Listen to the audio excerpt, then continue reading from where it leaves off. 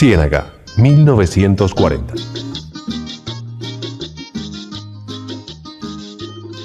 Época del auge de las bananeras.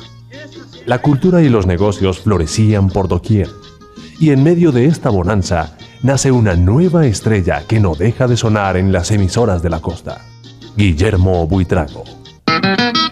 Este cienaguero, que murió a los 29 años, nunca imaginó que partiría en dos la historia del vallenato en nuestro país. Vallenato no habían. En ese entonces los únicos que se presentaban a tocar con él eran Abel Antonio Villa y Luis Enrique Martínez y Guillermo Buitrago. Pero el acordeón en ese entonces todavía no se imponía. Era Guillermo con su toque acogedor, melodioso, que se va imponiendo. La gente lo quiere, y cuando Buitrago, cada vez que llega a Barranquilla, esa es una romería por completo. Y por eso le quiero decir que la satisfacción mía muy grande cuando Toño Fuentes me dijo: no, ustedes tienen allá un músico extraordinario, que es Guillermo Buitrago. Entonces me comenzó a hablar de Guillermo Buitrago. Fue cuando me dijo de que a él le habían hablado para que se trasladara a Cuba e interpretara en el Casino de la Playa o en otro lugar de Cuba su música, que eso hubiera sido extraordinario, porque en esa época Buitrago con su guitarra se imponía. Es decir, la música de acordeón era desconocida completamente, tanto en Cartagena, Barranquilla, Santa Marta, inclusive en Valledupar. Entonces se imponiera la música de Buitrago, no la música vallenata como está ocurriendo actualmente. Música inteligente, ya que componía sus canciones muy bonitas, y fue el precursor pues del aire, pues, del paseo. El paseo, lo que llaman el paseo, pues, que ese debe ser paseo cienaguero. No, él fue el que sacó esa música de... Si Buitrago no hubiera salido, pues, quizás esa música ni se hubiera conocido, porque él fue el que comenzó a grabar la música. Él fue el que comenzó a grabar música vallenata, que quizás si él no es el que sale adelante con esa música, aquí no se conociera el vallenato. Como les digo también, este hombre, ¿cómo es que se llama él? Disco que decía, ya que salió el tren de fundación. Escalona. Rafael Escalona. Es que si Buitrago no aparece, a Rafael Escalona ni lo conocieran. Ni lo hubieran conocido. Ni siquiera conocieran a Escalona. Es que el que saca la música. Es el que saca esa música, y es el que le da vida a eso. Él es el que hace conocer ante el mundo a Escalona. Es el que lleva esa música. Y él fue el que llevó a Bovea, fue el que también hizo a Bovea, lo llevó al pentagrama de la música, Bovea. Y a todo eso, a este tipo yo recuerdo que aquí trajo a Bovea a la Radio Magdalena, y a Montaño también estuvo aquí. También lo trajo. Y a este otro también, ese que dice Abel Antonio. Él también trajo aquí a Abel Antonio, lo llevó al Teatro Rec, cuando existía el Teatro Rec. Así que ahí fue donde yo escuché ese disco que dice: la muerte de Abel Antonio, que en mi tierra la sintieron los muchachos. 5 noches que me hicieron de velorio, para mí 9 noches todavía me deben 4. Abel Antonio, no llores, que eso le pasa a los hombres. Abel Antonio, no te pongas a llorar, que eso le pasa al que sale a caminar. Caso lastimoso el que me ha pasado a mí, para que no le pase a otro, yo te lo voy a decir. Oigan lo que es esto, se acaba entre los dos, me gana la muerte o me la gano yo. Eso lo escuché yo en el Teatro Rec, y lo cantó fue Buitrago. Entonces, ¿tú sabes cuál es el caimán? Se va el caimán, te vas para Barranquilla, entonces me cogí a mí, así llegaba el caimán. Entonces, como era de chico, entonces llegué a saber que va el caimán, se va para Barranquilla, este maldito caimán fue cogido en Barranquilla. Ese fue el que le cogió la patica de mantilla, sacaba verso, y sacaba a donde iba, y entonces cantaba bonita. Ay, manito lindo, ¿dónde está tu hermana? La cantaba bonita. Entonces le decían, no, el caimán se la llevó. Y entonces él, sacaron ese, pero él le sacó entonces otros versos más que decía, ay, que te coge el toro. Ese era Buitrago. Miremos desde más cerca la historia de este hombre, que pese a haber desaparecido hace 50 años, representa la Navidad con su música en los hogares colombianos. Pero, ¿qué es lo que le hace inolvidable? Ese dejo especial de voz, muy especial que tenía Buitrago. Por eso es que es muy difícil imitarlo, y no ha sido imitado hasta ahora. Es el único cantante que no ha sido imitado. Y es que aparte del dejo en la voz, o de su impresionante forma de interpretar la guitarra, Guillermo Buitrago era quizás el repentista más importante de su época. Canciones como Compa Heliodoro o Toño Miranda en el Valle tienen siempre un mismo origen. Nació de como nacían las canciones en él. En la parranda tan punteando la guitarra y de pronto estaba montada la canción, porque así nacían las canciones de Guillermo. Por ahí hay un disco, la que dice La Capuchón, ahí está. Era una mujer de la vida que llevaron los galanes allá por la coquera. Entonces de ahí la hicieron correr y entonces sacaron La Capuchón. Corre, capuchón, que te cogen los galanes. Por eso la sacaron. El disco nace ahí mismo, en el Buenos Aires. Donde Orfelina. Donde Orfelina. Que Orfelina, por la llegada mía y otra muchacha más, éramos 3 jovencitas, las más pelas que tenía ella ahí. Eso se lee.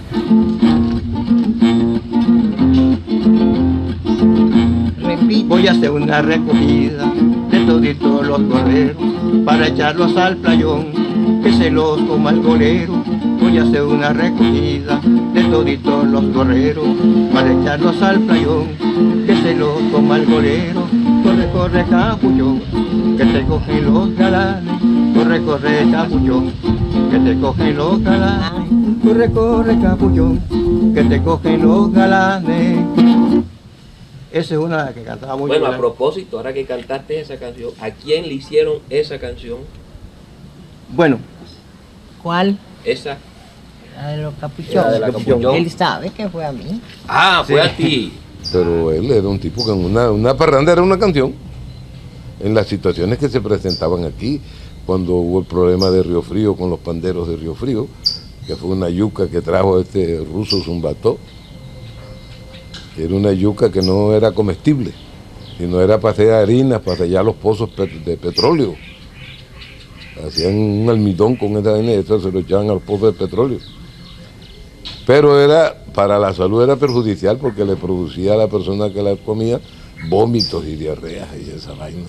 Bueno, eso ocurrió en Río Frío, la yuca estuvo de arranque y la gente robó yuca. Y con ese hicieron pandero y lo fueron a vender al tren y todo el que comió pandero de esa vaina se enfermó. Ahí Guillermo hizo esa composición, Los Panderos de Río Frío. Cuando, por ejemplo, cuando vieron el circo, que eso hay un disco, cuando vino el circo a Ciénega, en esa época como el circo no tenía nada que darles a los animales para comer, entonces cogían perros, todo eso lo puso en la pieza que hizo. Eso se llama Los Enanitos. Los Enanitos, sí, eso lo hizo él también inspirado, porque vino el circo y él se dio cuenta que los animales no tienen que comer, entonces cogían los perros por las calles, no sé, lo hizo de eso, se basó en esa época. Un cienaguero de verdad, echado para adelante, como dirían en su tierra. Él era muy inteligente, era un muchacho muy inteligente, era de oído. Él se proponía hacer cualquier cosa y la hacía. Él no se arredraba que le daba pena nada, un muchacho que tal no era la presencia que tenía, él no le daba pena nada, lo que podía hacer lo hacía. Él era ambicioso, era con la música, con la plata no le importaba nada si la ganaba o no la ganaba. Cuando le decían, Guillermo, que te debemos tanto para el próximo domingo que te tenemos esta plata y tal, está bien, ve Gladita, te encargas de esa vaina, ve Gladita, te encargas de esa vaina. ¿Te encargas qué? No, tú que eres el asunto, tú fuiste el carrelate, yo no sé. Salíamos de ahí de dime tú que yo te diré y tal, que yo qué. Vamos para la casa, hombre. Vámonos. Semblanzas claras de los grandes investigadores de la vida de Guillermo Buitrago nos permiten deducir que fue él el precursor de los jingles publicitarios en Colombia. Él también hacía un programa, después de eso, que se vino para acá, para la emisora de la Radio Magdalena, un programa a los comerciantes de Ciénaga, a los Piolis, a Julio Medina, a Bayona, que tenía una farmacia, a Ruperto Andrade. Entonces él le componía una canción a cada artículo que iba a hacerle la propaganda. El ron de Vinola era una propaganda aquí en Barranquilla que lo buscaron a él para que hiciera la propaganda de un ron. Entonces él me metió ahí, la metió a ella ahí, pero eso es una propaganda que lo buscaron para que hiciera la propaganda del ron de Vinola. Entonces él, para componerla, se acordó del el verso lo compuso Ron de Vinola, que no sé qué Lola. Mi compadre Lorencito tiene una mujer maluca, viéndola por debajito. Ay, como me gusta, me gusta el ron de Vinola, me gusta Lola, me gusta el ron de Vinola. Ese es el numerito que me gustó a mí de Guillermo cuando lo grabó. Y mucho. Lola era una pelada enamorada de Egui, Eleodoro Egui. Es Buitrago el gran publicista de la música costeña, quien se erige en la década de los años 40, no solamente en nuestro país, sino que su música traspasa nuestras fronteras y toma ribetes de internacional. Es decir, él es de los personajes muy contados en esa época que logran imponer nuestra música más allá de nuestra frontera. Y hasta juglares como Gustavo Rada eran presas del asombro. Yo me ponía a pensar, ¿qué afinación tiene este caballero para tocar la guitarra? Una vez le pregunté a un guitarrista pueblo viejero, que es Ceballos, Juancho Ceballos, muy buen guitarrista, pero la tranquilla enseguida, pone la tranquilla. Le dije yo, oye, Juancho, ¿qué es lo que le pasa a Buitrago? No es que le esté pasando, le dije yo, ¿por qué pone tranquilla Buitrago a la guitarra para tocar? ¿Por qué no pone tranquilla a la guitarra para tocar al requinto? Ah, no, porque esa es una adaptación que él tiene, una afinación distinta a la que yo hago. Porque yo lo hago bajita completamente y él pasa un octavo más de la prima. Y es que con una forma única de tocar la guitarra y un dejo único en la voz, el virtuosismo de Buitrago tenía que hacer historia. Eso fue su estilo. Él impuso ese estilo y así quedó. Eso fue su estilo. Fue su estilo. Del aire del paseo así en esa forma.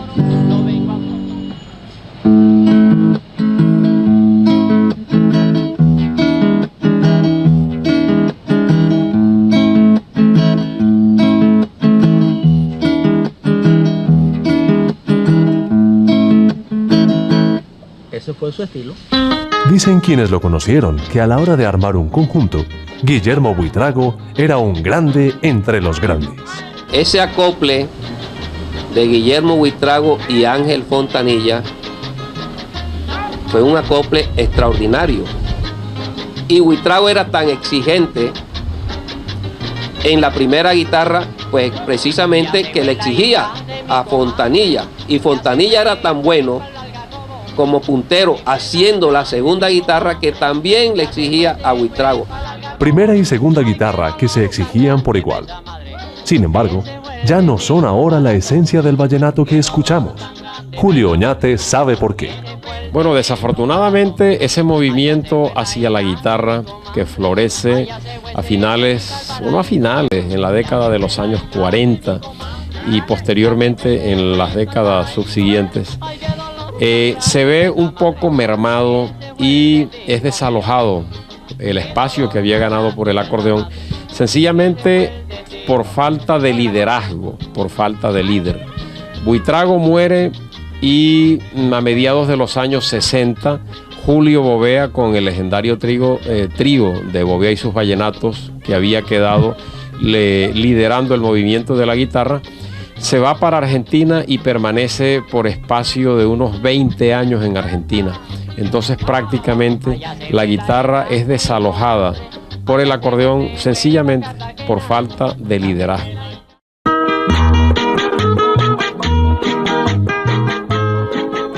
Pero la sensibilidad de Buitrago no estaba solo en su música. Sucesos tan trascendentales como la muerte de su madre marcaron profundamente la vida del jilguero de la sierra. Nacen entonces de su autoría temas como El Huerfanito. Yo supongo que esa canción del Huerfanito era una canción que él mismo creó como para él. Esto fue creado como para él mismo. Oíste, porque eso era una vaina tan sentimental. Cuando Buitrago cantaba esa vaina, uno sentía que el tipo, la canción esa lo estremecía. Yo creo que eso lo hizo él para él mismo. La vida de él después que se murió su mamá fue sumamente muy difícil. Me acuerdo que iban a enterrar a mi mamá y yo estaba llorando duro. Que tuvieron que dar un calmante para tranquilizarlo. Un hombre sensible, una estrella querida por todos. Cuando él llegábamos, toditas nos amontonábamos y lo aplaudíamos. Llegó Buitrago. Vamos, para que nos toque una pieza, vamos, Buitrago. Y corríamos y lo abrazábamos así todas. Cuando íbamos a paseo, cuando íbamos a, no sé, vamos a tal parte, vamos a no sé qué, vamos a cuando. Y era un muchacho muy vivo, y era buen mozo. Era blanco de ojos azules, era, los ojos azules, pecho atractivo, las muchachas los muchachos lo creían, y era un muchacho fino, muy fino era, bien. Y entonces cuando sacó aquí sacaba una música de parranda y de burla, de no sé qué, y yo vi una araña con pelo. En el alar de mi casa. Lo vimos con 4 patas. Tenía cara de cangrejo. Y es que, a pesar de la fama, Guillermo nunca olvidó sus principios. Él era una persona sencilla. Parece que todos sus compañeros giraban en torno a él. Tenía ese don. Dicen que no hay muerto malo, pero las palabras que escuchamos de quienes conocieron a Buitrago eran más que sinceras. Él era un monito muy decente. Sencillo, respetuoso, buen amigo, un hombre sin problemas con nadie. Buitrago, decente y pacífico, concentrado siempre en asuntos musicales, tenía una sabia teoría respecto a las peleas. Sí, parece que él alguna vez me oía el dicho ese de que para pelear se necesitan 2. Y yo no soy uno. ¿Y qué tal su estilo para dirimir conflictos? En una ocasión, el maestro Crescencio Salcedo, por allá en la plazoleta de la iglesia de San Nicolás, en Barranquilla, le reprochaba por haber grabado la pieza Se marchitaron las flores, del desaparecido también Andrés Paz Barros, y que esta melodía la tomó el maestro Crescencio Salcedo después para su porro El Cafetal. Entonces él peleaba la paternidad de esa melodía que Buitrago había presentado con la autoría de Andrés Paz Barros, y el maestro Crescencio Salcedo empezó a increparlo, empezó a ofenderlo, es más, trató de agredirlo, pero Buitrago, enemigo de problemas, enemigo de este tipo de situaciones, prefirió hacer caso omiso de esto. A lo mejor pensó Crescencio Salcedo que él sería un cobarde porque le dio la espalda, cogió su guitarra y siguió su camino. Es que para pelear se necesitan 2. No, nada, él no era peleador ni nada, él lo que le gustaba era la discusión musical. Pero en el amor era otra cosa. Él era enamorado. Era un novio y no era novio, porque tenía amores con esta y tenía amores con aquella y tenía amores con aquella otra. Parecía un perro suelto. Como quien dice, en cada puerto... Donde la novia, va donde la otra, va donde la otra. Tenía una novia en Soledad. Y una en Fundación, y muy seguramente otra en Orihueca. Pero vagos recuerdos de sus hermanas nos permiten saber del primer amor de Buitrago. Muy bonita, era una muchacha muy bonita, mona, de ojos verdes, muy bonita era. Pero después, como que sabe, eran cosas de pelado. Bueno, yo creo que eso como que fue de paso nada más. La ambición, se acabó. Cosas de los hombres así que tienen nada. Y él que tenía tanta mujer que tenía tanta pela enamorada de él. Si se el hombre y la muchacha. Sí, eran unas relaciones íntimas, pero ahí no había más nada. Eso que yo la llevé a tal parte, yo me la llevé para tal parte y tal. No, se la veía caminar usted por la calle, muy en una esquina parado, bien, cuando en vez un bizcochazo así, tal, que se fue un besongo y tal, listo y tal. Y era de eso, bueno, pues, ¿para qué te cuento? Guillermo también tuvo bastante muchachas y mujeres. Y mi hermano decía, el pobre Guillermo no va a durar nada. ¿Por qué? Porque bebe, trasnocha y mujerea. El 19 de abril de 1949, a eso de las 2 de la madrugada, se presentó el hecho más polémico en la historia del vallenato en Colombia. Cuando se tomó el raticida, lo que se tomó, fue cuando me invocó a mí, yo lo venía inyectando. MLX dice: él se envenenó. Pero su mejor amigo, Toño Miranda, niega el suicidio. Eso de que vinieron brujos, que lo habían embrujado, que le habían dado tragos no sé qué, estos que tocaban con él. Eso no, yo nunca creí en eso. Entonces, ¿de dónde salieron esas versiones? Porque eso se llenó aquí de vallenato trayendo esta historia. Pero yo no creo. Si tú sabes que hubo la cosa de que lo vio el doctor García Mallorca y después lo vio y fue un desgaste orgánico que lo mató. Pero Barranquilla sí fue con ese hombre, bueno, ese hombre hizo un éxito en Barranquilla. Hombre, que eso fue lo que lo mató a él, porque se puso desordenado, bebiendo y barrandeando, y después fue un hombre grande con su arte, porque estaba relacionado con lo más grande de Barranquilla, bien vestido, bien puesto. La desgracia de no fue ese matrimonio. No, hombre, tú sabes la gente que estaba aquí en Barranquilla, ahí en el emisor Atlántico y toda esa vaina, cuando anunciaron toda esa vaina. Esa gente decía, no, ¿qué va? No, está vivo, tal. Ya había muerto en Ciénaga. Me contaron a mí, que él se había muerto en un mecedor. Se murió en vida. El tipo se encerró y parece que le hubiera llegado el momento, que él sabía. Y de pronto, eso fue un abrir y cerrar los ojos, eso no pasó 7 días. Él cayó y listo, se murió Buitrago. Murió en temprana edad porque él sufrió un resfriado muy grande en esas amanecidas. Y entonces de ahí le vino una complicación en la garganta y perdió la voz. Y usted sabe, un cantante pierde la voz, es como si se perdiera su alma. Su mayor cariño, su mayor interés en la vida, lo perdió él, que era su música, su canto. Él prácticamente no duró mucho enfermo. Eso fue como entre unos 15 días que estuvo así. Y luego murió. Guillermo está enterrado ahí. Raticida, envenenamiento o desgaste orgánico son solo algunas de las versiones que corren acerca de la muerte de Guillermo Buitrago. Pero para todos sus seguidores solo hay una verdad. Que claro que ahora vive, como se llama, en nuestros corazones, ¿no? Porque él para nosotros está vivo, aunque esté muerto, pero está vivo nosotros con los recuerdos y esas cosas. Buitrago es la Navidad.